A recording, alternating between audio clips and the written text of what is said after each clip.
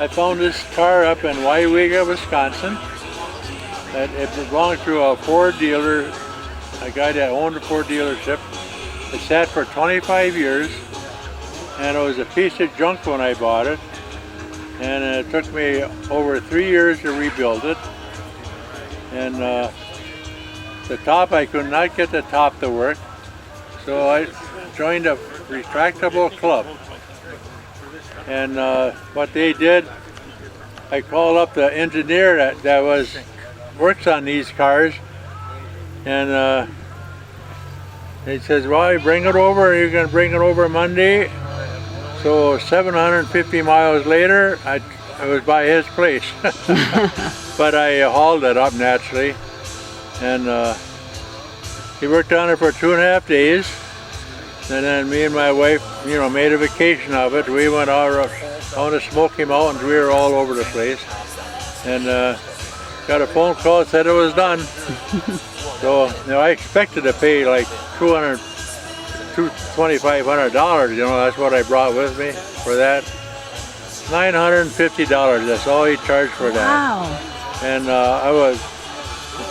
I gave him a big tip naturally, and it worked ever since. And this was like maybe a year and a half ago when I had this problem. And then after that, I finished restoring it. I also have a 55 Ford convertible, a yellow and black, and everybody loves that car. I'm glad. It's been on the road for about a year and a half. Wow. And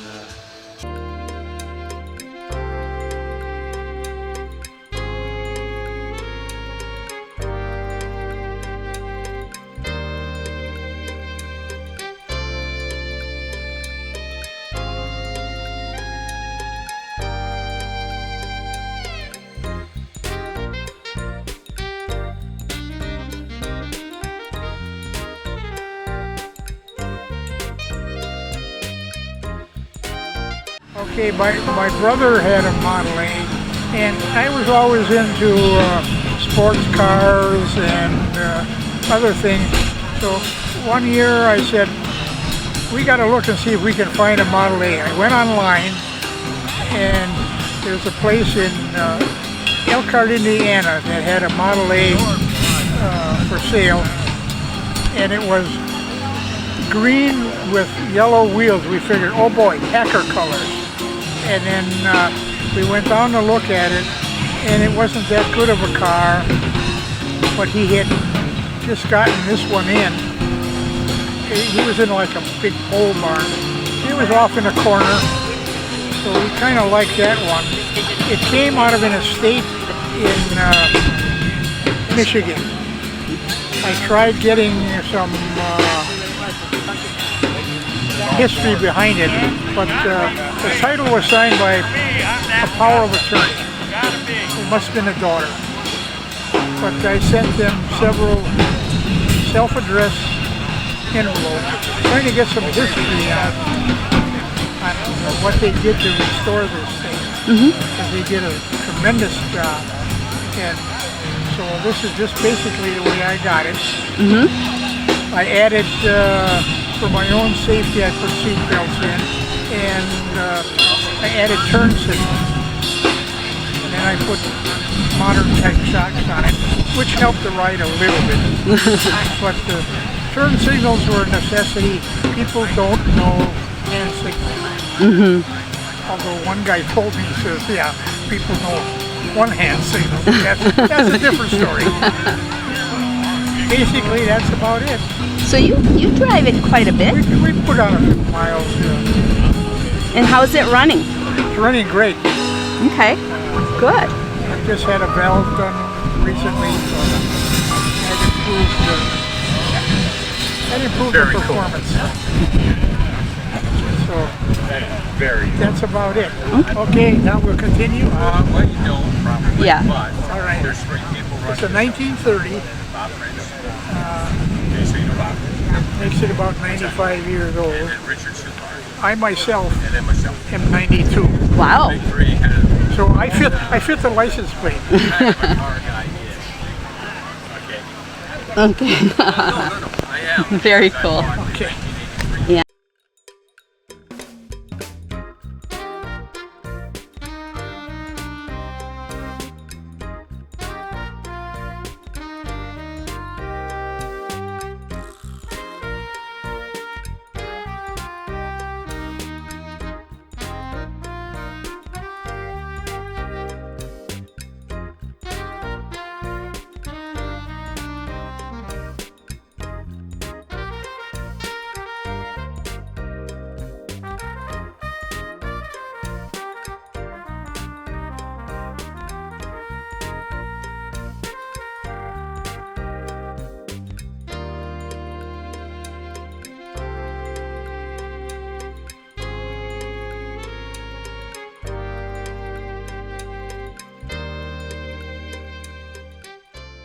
So a friend of mine owned this car, and it sat in the basement with the 63 convertible that's over here on my left for 30 years. And convertible was redone and covered up, and he had this one also to work on. And what he did was he started fixing it up a little bit in between and going motorcycle racing with my son. And then finally one day, about 5 years ago, he took this to a paint restoration shop to get the flares taken off and get the front end put back on and get it painted. And it was there for about 3 years, and then my friend passed away when he wrote the check for painting it. And so then when we went down for the funeral, we saw the car and was trying to help his son sell it. And well, then long story short, we ended up buying it. And it came in about 100 pieces. And my wife Diane and I have been putting it together for about 1.5 years in the winter time and trying to learn about Chevrolet, Corvette, and split windows, and to do a good job and get it all back together mostly original like it's supposed to be. And so that's kind of how it has happened, and now we're taking it around to car shows. This summer we got about 1,000 miles on it. Wow. So where do you take it? To car shows around West Bend, Oconomowoc, Hartford, Fond du Lac, and over here in Port Washington today. Basically, we got it for $60,000, and when we're done right now, it's worth about $140 to $150, and so we weren't going to lose any money on it, because I already got a 66 Mustang that I would lose money on it if I sell it. Okay. And so this was a kind of a no-brainer that we had the capabilities of buying it, and I like putting cars together and doing things like that. Okay. So it was interesting to me. I had to learn a bunch of different things because I'm not really familiar with Chevys. Only that my wife helped me put the motor in, and she did a lot of interior work, and she helps a lot that we do it together. Okay. And what do you think of this vehicle? Well, I'm the reason we own it, so. Okay. I love the What do you car. mean by that? Well, Dick was a friend of ours, and we tried to sell the car, and nobody wanted to buy it, and so it's like, well, you know, we should just buy it. So we did, and now I don't want to sell it. I Okay. don't want to sell it, so now we're building another garage Oh, okay. because we need more space. Do both of you drive it? No, only him. Only him? I choose not to drive standard shifts. Okay. And then you have other classic vehicles, you said, too. We have a 66 Mustang and a 1979 Trans Am, which I bought new. Okay. Excellent.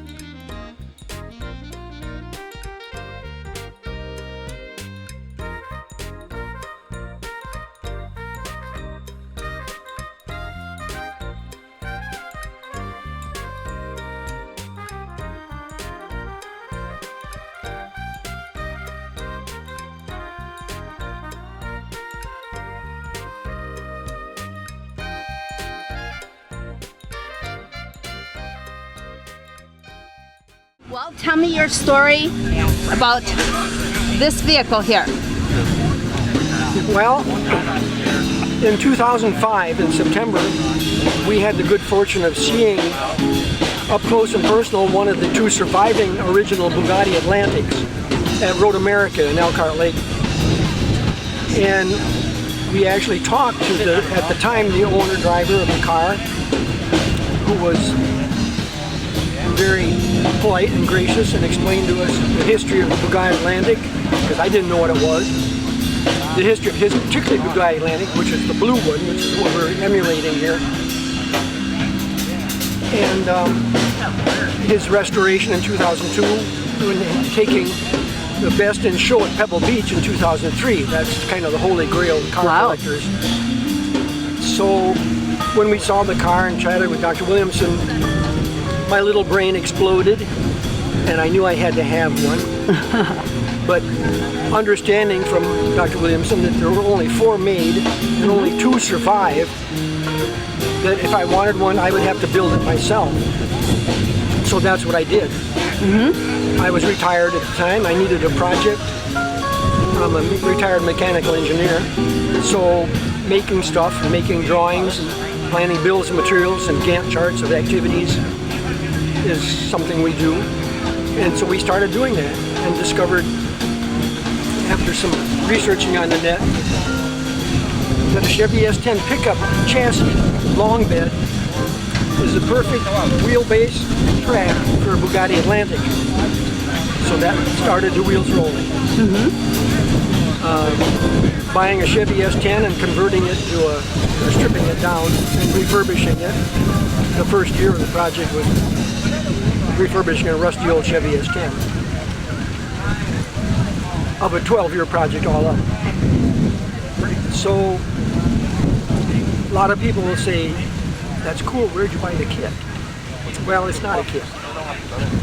It involves making a wood pattern, 100% scale, out of plywood ribs, masonite strips, a lot of plaster, sanding, filling to make a 100% scale model of the car you want to replicate.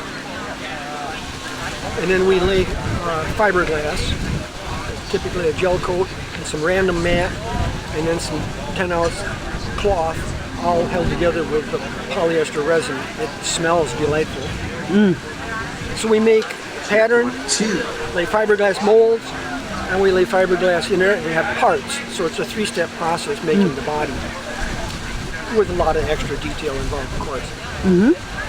12 years later, we put it on the road and got it licensed. That's another full story. In Wisconsin, it's licensed as a hobbyist in Wisconsin.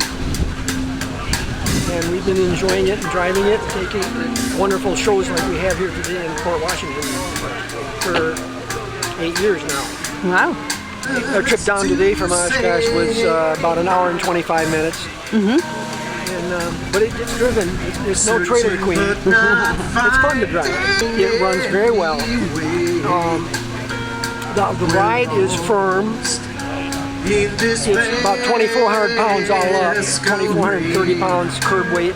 And it has it's been lowered from the S10 original chassis height, but it has the same spring rate. So a lighter car with the same springs as a truck is going to ride pretty firm. Yeah. Which is a double-edged sword. Very light and fun to drive, but it's rough on things like rough railroad tracks, jarring. Yeah. But it's a joy to drive, and it clearly attracts a lot of attention.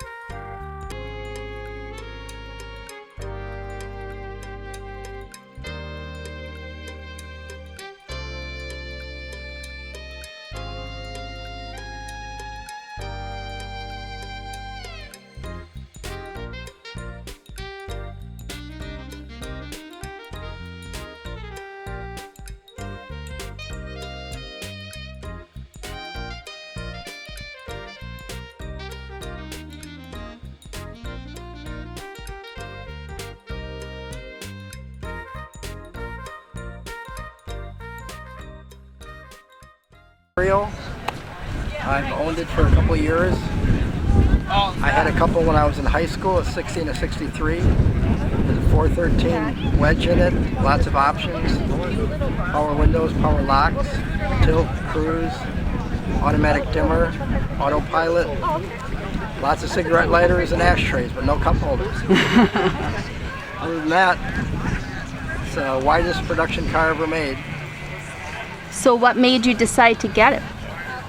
Because I had a couple in high school. I liked them back then, and it just seemed like I have more time on my hands now. I'm retired, so I thought it'd be a good time.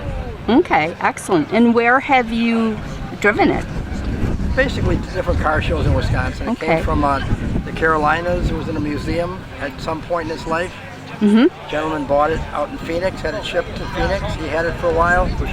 I bought it from him and had it shipped back to Wales, Wisconsin. That's where I'm from. Okay. See the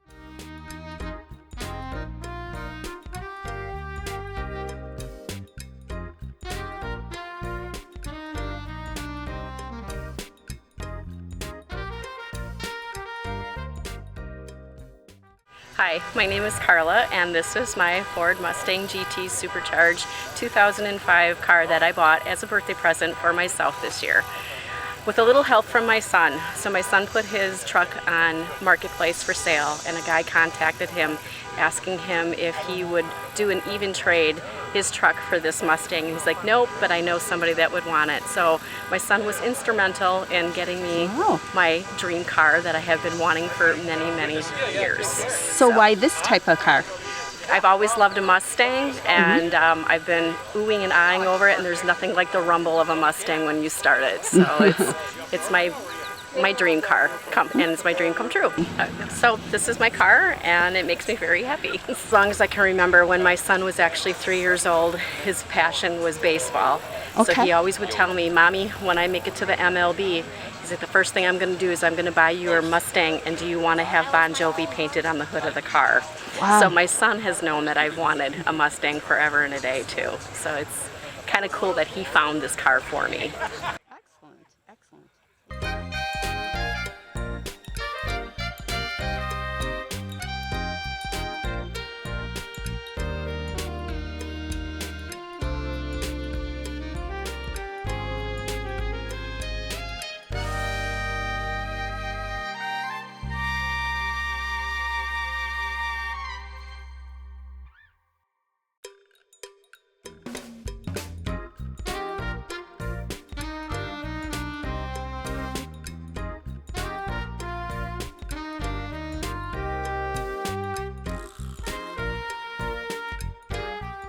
It's a 1964 Porsche 356 C Coupe.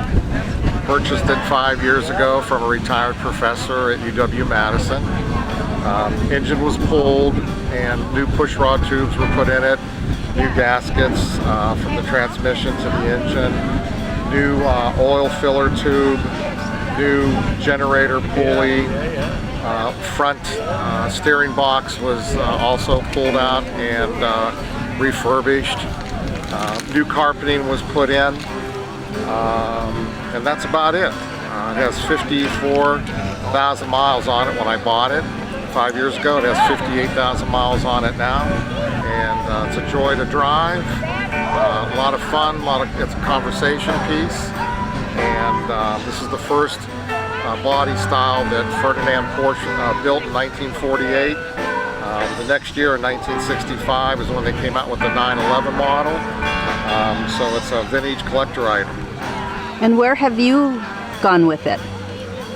Local car shows, Elkhart Lake. I took the Reserve Award 2 years ago at Elkhart Lake at the Brian Redman WeatherTech International Challenge, and just local car shows and just driving around, around town to enjoy it.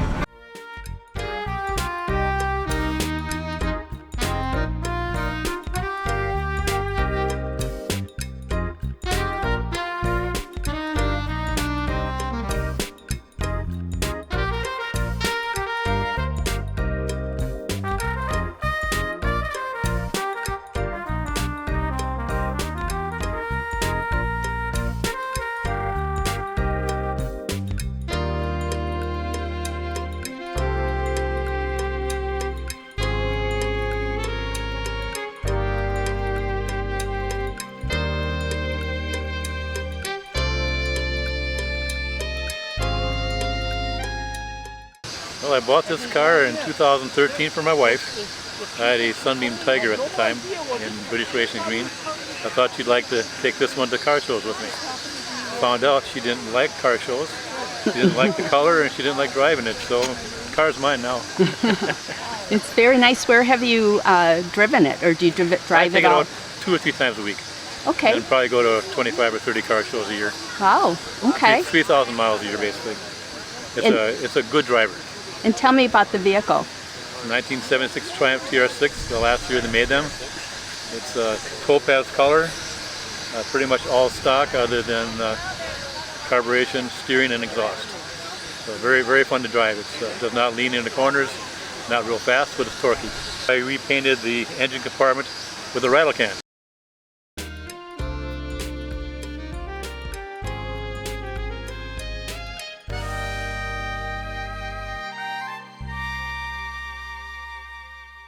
Spray can, and I painted all the topaz color inside the engine compartment. Repainted the engine block and the valve covers. So that was a lot of masking, a lot of removing stuff. So. Wow. Then I had the engine, transmission, and rear end rebuilt by Classic Mechanical Garage in Appleton. Did a really nice job on that. And the rest is pretty much what was there before. Except for exhaust, I put a Mons exhaust on, which is pretty loud. Wow, okay. Sounds like a 6-cylinder Ferrari. Do you mind turning it on so we can hear it? I don't think they appreciate that if I started it up here. Okay. I suppose. You want to close the cover too, or not? Sure. Now,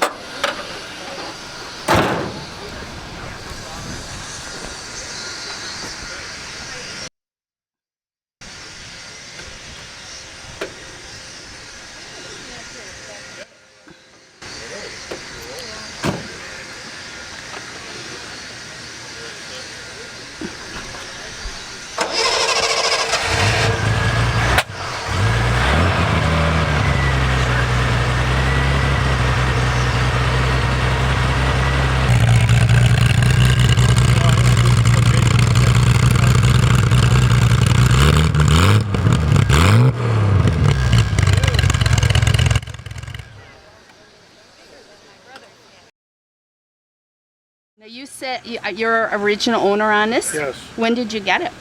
76. Yeah. Okay. Bought it new at Paul Chevrolet down in Milwaukee. Thank you. And had it ever since. Painted and repainted with clear coat and just maintained it, that's all. And what do you love about this vehicle? Oh, it's fiberglass and you don't have to worry about rusting. Got a 350 engine in it and it'll go fast. I bet you get a lot of compliments on it. Yes, I do.